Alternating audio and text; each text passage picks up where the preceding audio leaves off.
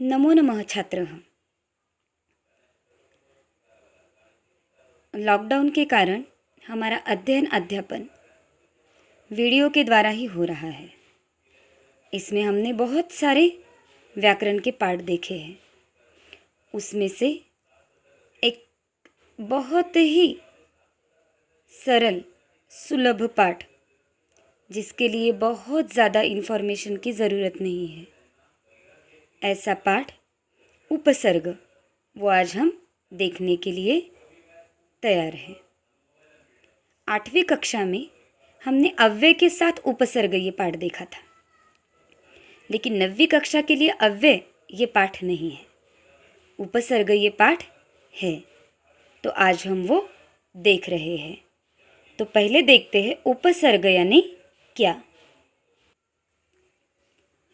धातु रूपों तथा धातु से निष्पन्न शब्द रूपों से पूर्व प्रयुक्त होकर उनके अर्थ का परिवर्तन करने वाले शब्दों को उपसर्ग कहते हैं। वैसे देखा जाए तो उपसर्गों का खुद का कुछ भी अर्थ नहीं होता। धातु या शब्दों के पहले अगर वो लगते हैं, प्रयुक्त होते हैं, तो ही वो अर्थपूर्ण बन जाते हैं। ये सब बातें सुनकर फिर से एक बार वीडियो देखकर आपको इस पाठ के नोट्स खुद बनाकर नोटबुक में लिखने हैं। उपसर्ग के लिए एक बहुत प्रसिद्ध श्लोक है। उपसर्गेन धात्वर्थो बलात् अन्यत्र नीयते। उपसर्गेन, उपसर्ग के द्वारा धातु अर्थ, धातु का अर्थ बलात् अन्यत्र, बलपूर्वक अन्यत्र नीयते, दूसरी तरफ ही लिया जाता है। प्रहारा, प्रहार, हार, संहार, विहार, परिहारवत। उदाहरण दिया है यहाँ पर। प्रहार रुहर धातु है, हर यानी हरण करना, लेकिन प्र लगने के बाद प्रहार होता है। प्रहार। आहार, आय उपसर्ग लगने से आहार यानी भोजन होता है। संहार यानी उठाना। विहार, वि उपसर्ग है, घूमना। परिहार, इसका भी अर्थ घूमना होता है। रुहर धातु के साथ प्र, आ, सम, वि, परि ये उपसर्ग लगने के बाद बलपूर्वक इसके अर्थ में परिवर्तन होता है।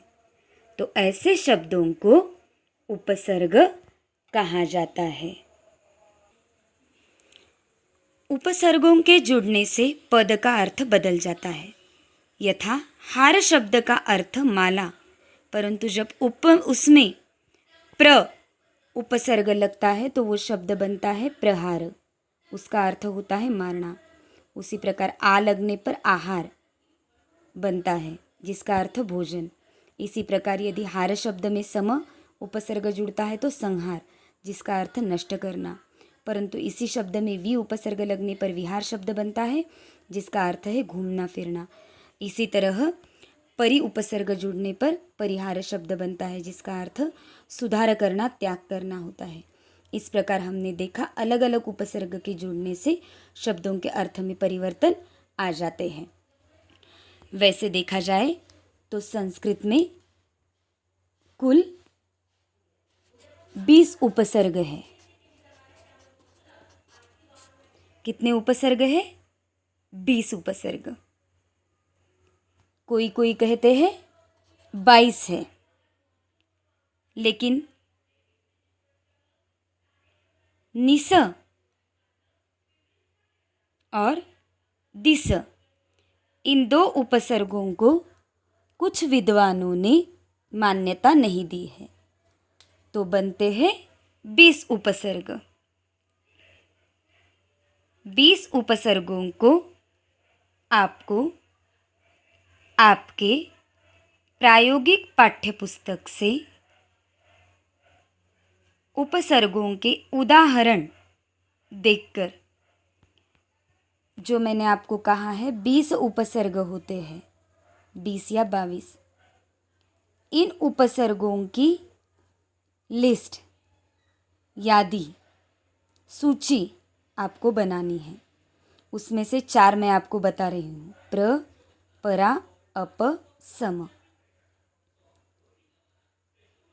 तो आपको 4 बाकी के 16 अधिक 2 18 उपसर्ग कौन से हैं, इनकी सूची बनानी है। किस तरह से? जैसे यहाँ बनाया गया है। प्रभवती, प्रकर्षः, प्रयत्नः, प्रतिष्ठा। प्र उपसर्ग लगने के बाद इतने शब्द बनते हैं। वाक्य प्रयोग, गंगा हिमालयात् प्रभवती। वैसे ही परा, पराजयते, पराभवति। सैनिकः शत्रुणा पराजयते। अप, हरति, अपकरोति। चौरः धनम् अपहरति। सम, संस्करोति, संगच्छते। अध्यापकः छात्रं संस्करोति। बचे हुए जो उपसर्ग है, उन उपसर्गों की सूची आपको इसी तरह से बनानी है। उपसर्ग प्रयोगेन शब्द निर्माण, एकस्य पदस्य वाक्य प्रयोग। उपसर्ग का प्रयोग करने के बाद बनने वाला एक क्रियापद के साथ वाला शब्द और एक शब्द के साथ का शब्द और उसका एक वाक्य में उदाहरण।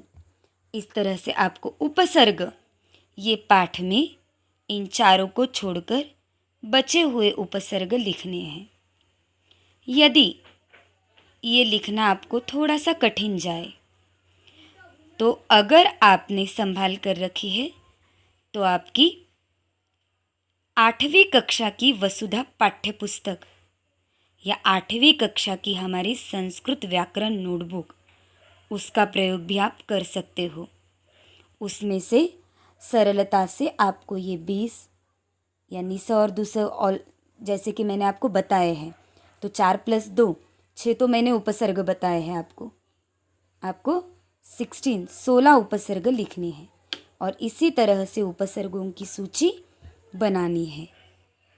और उसके बाद इस वीडियो के साथ मैंने जो प्रश्नोत्तर दिए हैं वर्कशीट के माध्यम से, वो आपको सॉल्व करने हैं और उसके साथ ही प्रायोगिक पाठ्यपुस्तक के अभ्यास प्रश्न भी आप छुड़वाओगे।